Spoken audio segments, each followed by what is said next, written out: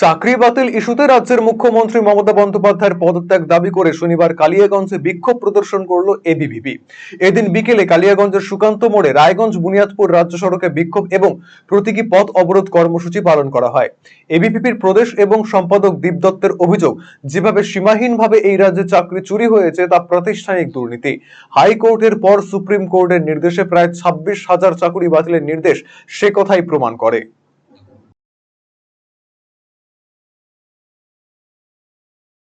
এই যে শিক্ষক নিয়োগ দুর্নীতি হয়েছে, সীমাহীন চাকরি চুরি হয়েছে, আমাদের রাজ্যের শিক্ষামন্ত্রী বলেছিলেন চাকরি শুধু তৃণমূল কংগ্রেসের লোকেরাই পাবে, কিভাবে পাবে তা বলবো না।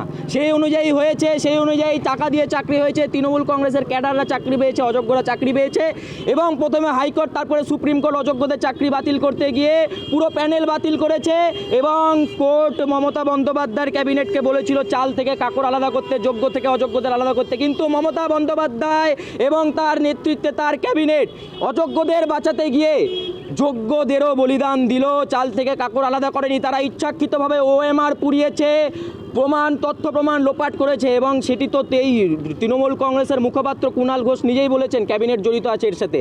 আমাদের বক্তব্য একটাই, মুখ্যমন্ত্রী সহ বর্তমান রাজ্য সরকারের পুরো ক্যাবিনেটকে পদত্যাগ করতে হবে, না সত্ত্বেও অখিল ভারতীয় বিদ্যার্থী পরিষদ লাগাতার আন্দোলন চালিয়ে যাবে। গতকাল রায়গঞ্জবাসীদের জন্য সুখবর, যারা দীর্ঘদিন ধরে পেটের সমস্যায় ভুগছেন তাদের জন্য রায়গঞ্জ দিশারিতে আসছেন ব্যাঙ্গালোরের প্রখ্যাত গ্যাস্ট্রোএন্টারোলজিস্ট ডাক্তার ইরশাদ আলী, এইচএমডি, ডিএনবি।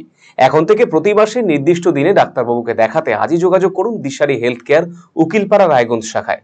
যোগাযোগ করুন 7477785509 এই নম্বরে এবং 7477785512 এই নম্বরে।